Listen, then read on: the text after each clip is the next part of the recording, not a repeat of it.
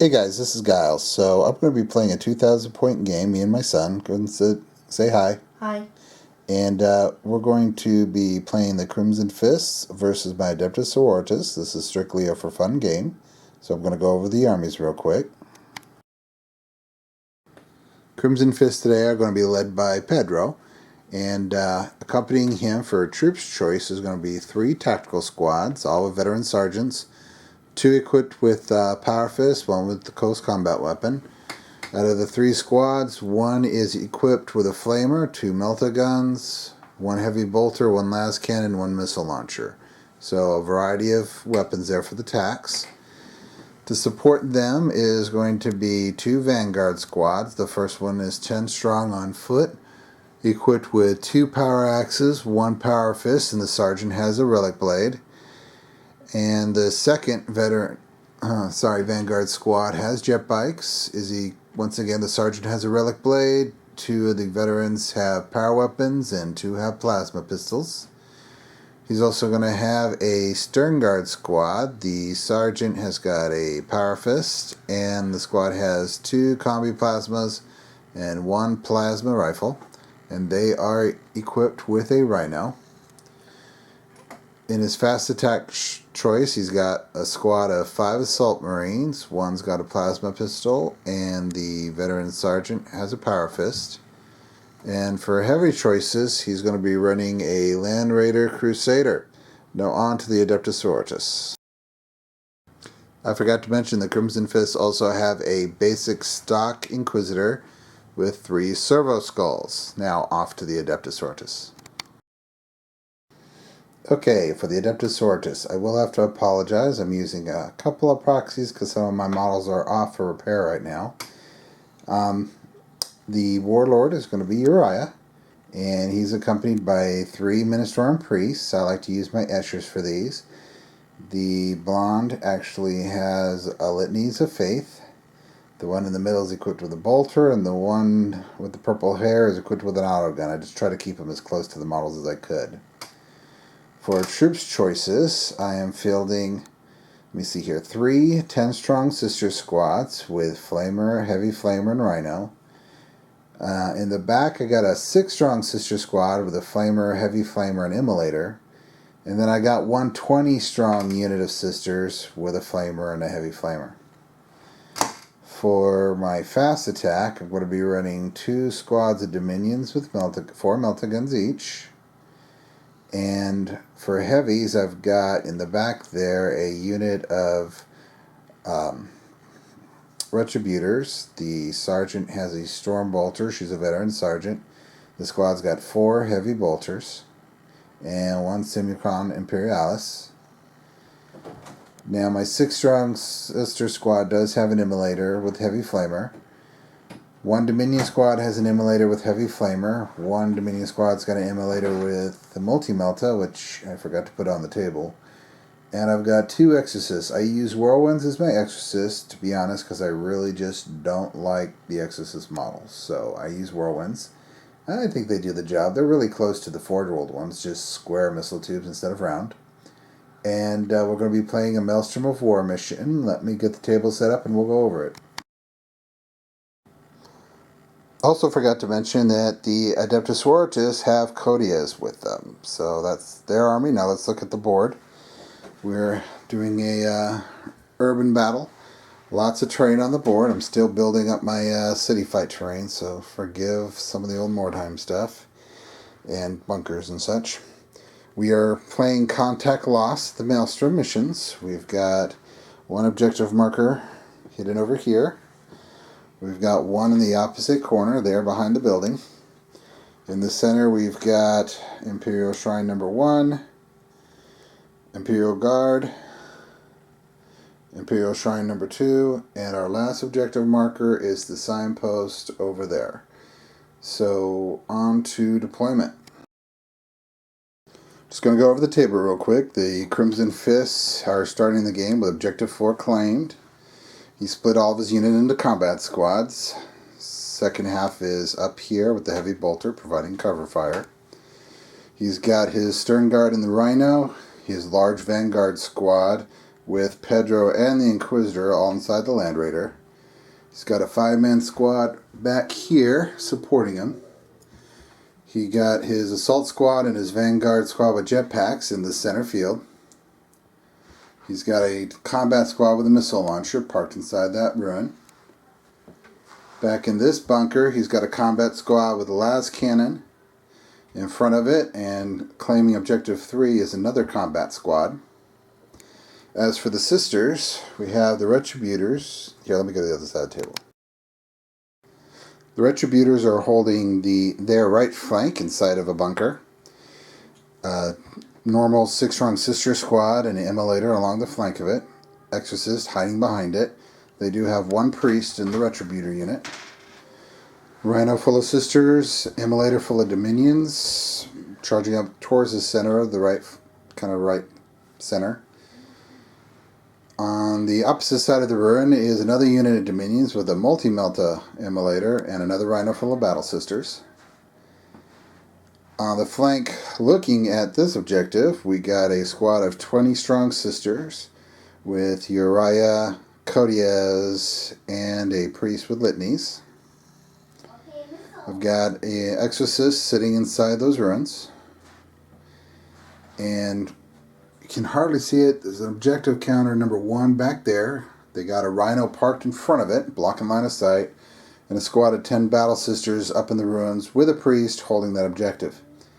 So we went ahead and rolled. There is no night fight, and he did not steal the initiative, so we're going to be moving on to sister squad. Now, I'm not going to get scout moves with my dominions because he placed his servo skulls right down the center of the table, trapping my scouts in their deployment zone. I couldn't leave the deployment zone. So, where's the other one? There it is. So, on to Adepta Sororitas, turn 1.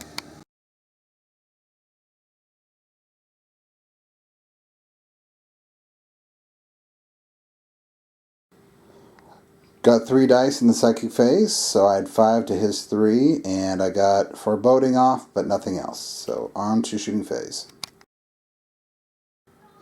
On the right flank, immolator popped smoke.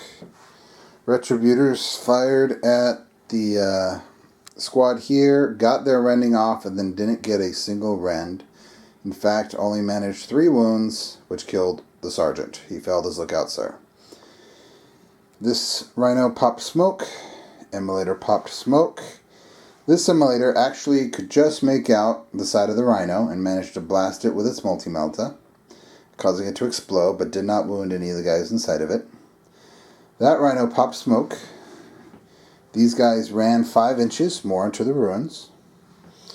This exorcist had fired at the rhino that was there, but failed to hurt it. Just impacted on the hull. This rhino popped smoke, and these guys are just kind of hanging out. Nobody's within range of their bolters, so they're just holding the objective. On to next turn. The Adepta Sororitas tactical cards, forgot to go over those. I got 1 victory point if I held 5, and I got 1 if I destroyed an enemy building or gun emplacement. He doesn't have any, so that'll get discarded. But I did manage to capture number 5, and I got first blood, so that brings me up to a score of 2. Alright, so the Crimson Fist got their cards. They score D3 victory points if they control 3 objectives, which he's in good position to do. Score 1 victory point if they have objective marker 2, and 1 victory point if he gets objective 1. Objective marker 2 is right in the center. Objective 1 is on my side, so not likely to happen. He had his unit holding this objective stay still, as well as the unit with the heavy bolter. The Land Raider moved forward. Its vanguard jumped out, and I'm contesting objective 2, as well as threatening my blob squad of Adeptus.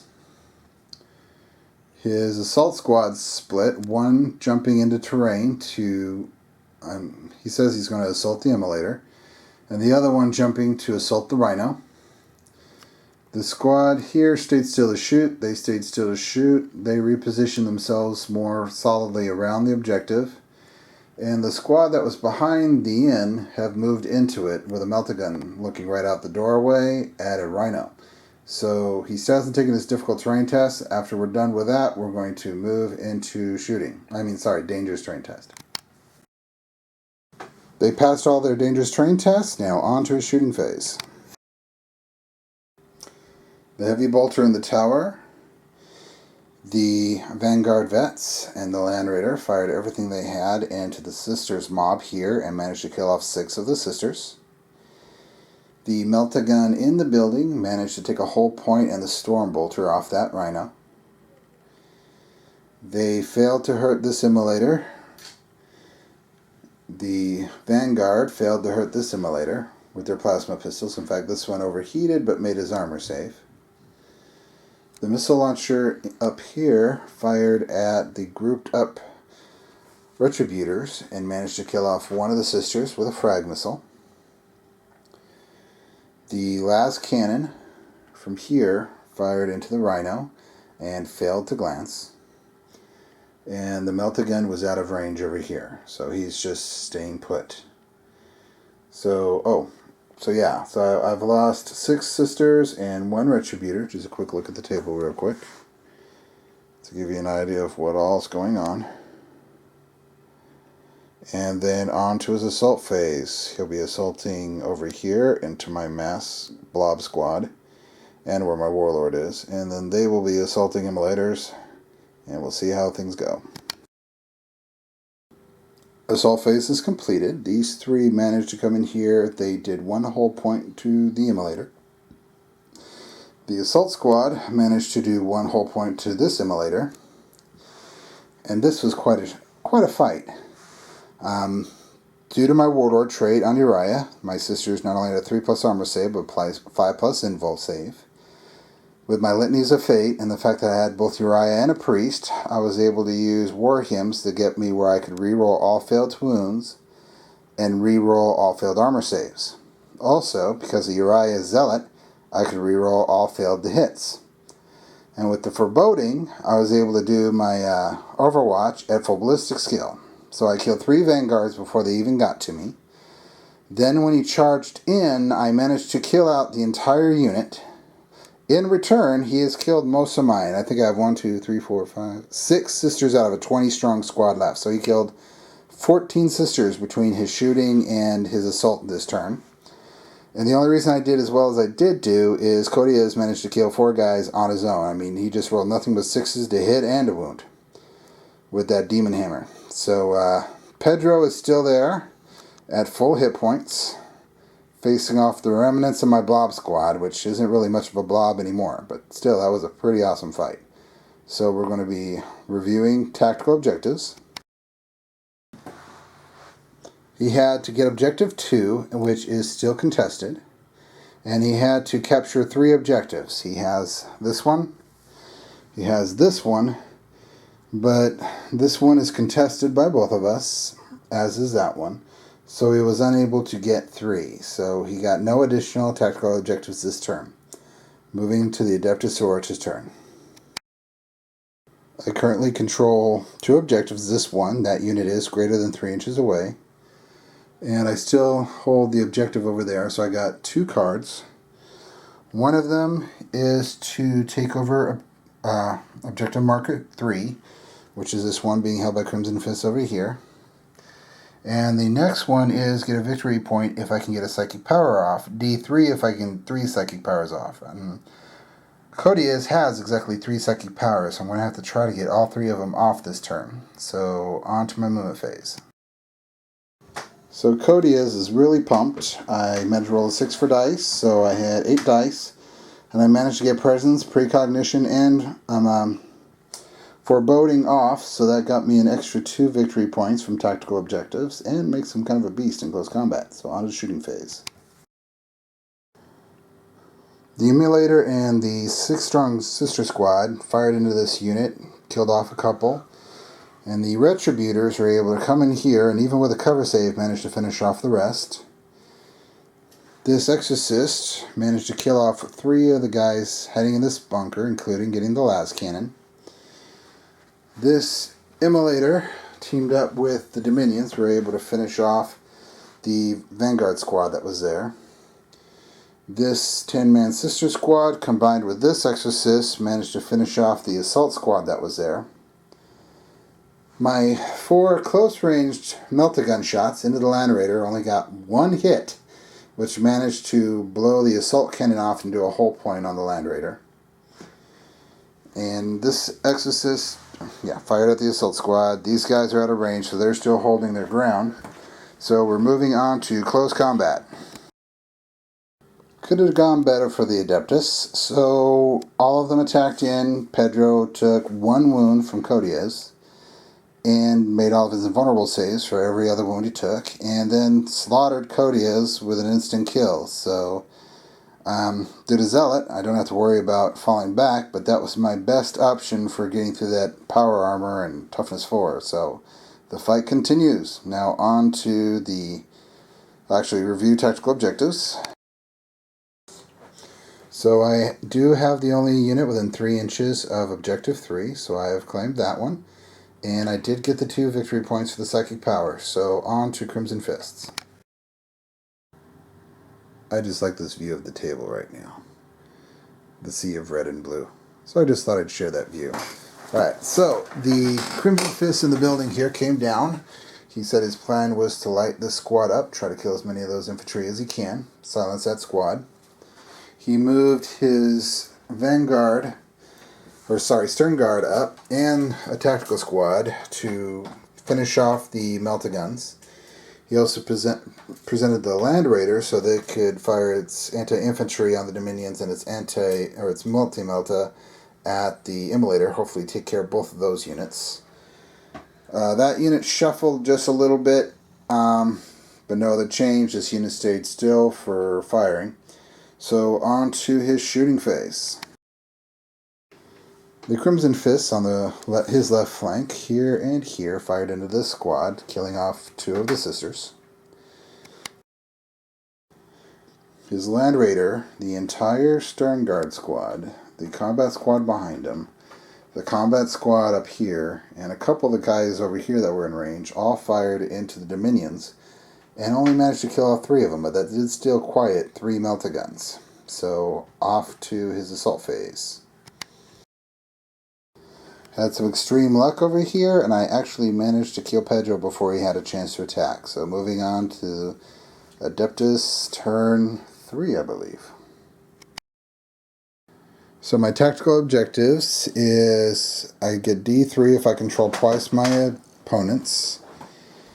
I'll get 1 victory point if I kill a flyer, which he has none. Get 1 victory point if he fails a morale test. Good luck with Space Marines. 1 victory point if an enemy unit is completely destroyed. There's a chance of that. And 1 victory point if at least 1 enemy character is removed. Maybe a sergeant. Maybe I might be able to get that one. So on to my movement phase. In the shooting phase, the Immolator here pulled in closer to the objective to secure it, and the 4 remaining Battle Sisters moved up alongside it to position themselves to hit these 2 Marines. This Rhino also pulled closer to the objective to claim it, and its contents of Sisters got out to try to put some fire into those Marines. Over here, the Dominions that were here jumped back in the Immolator, which moved 12 inches in this direction to help support this objective. The Rhino that was here moved backwards onto the objective, also to help claim it. The 10-strong squad of Sisters here moved here to position themselves to put some flame and fire into this long unit of Space Marines, because those Stern Guards are just really awesome. The last melta-gun moved over here to try to take another hull point off of that Land Raider. It's actually only taken 1 hull point. I don't know why it says 4 on top of it. These girls just kind of settled into the terrain to hold the objective. This Rhino came from here at full speed to try to be some support. And this Exorcist moved forward a little bit. So on to my shooting phase, since I no longer have a psychic. The Immolator, the Sister Squad, and the Exorcist over here managed to wipe out that unit over there, killing a unit, giving me a tactical objective. This squad and their Rhino fired into the Crimson Fist squad that was here. There are 2 remaining. They made their leadership test. Over here, this squad opened up on the Stern Guard squad and managed to kill a good chunk of them, including the sergeant, giving me killing a character. But they made their leadership test, so I wasn't able to get that tactical objective. This squad fired, and the Immolator both fired their meltas into the Land Raider, managed to get one hull point and immobilize it. So it's still hanging in there. He turbo boosted to get into a position to contest that objective. He fired his missiles, and they fired their bolters into this squad and managed to knock him down to just 2 models left. So one more turn for the Crimson Fist, and we'll see where things are going.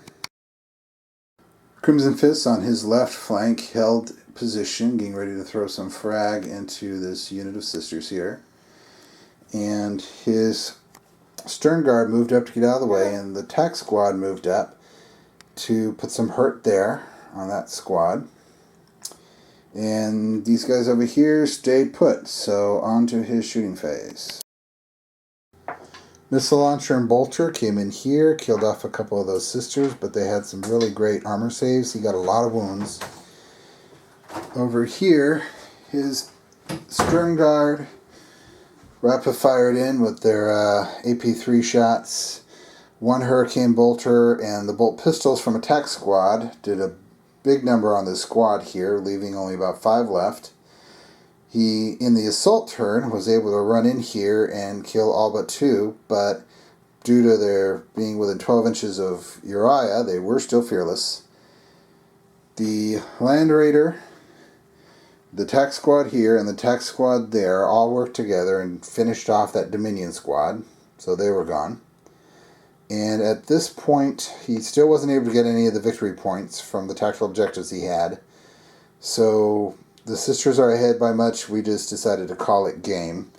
My son, he actually put up a much better fight than this looks like.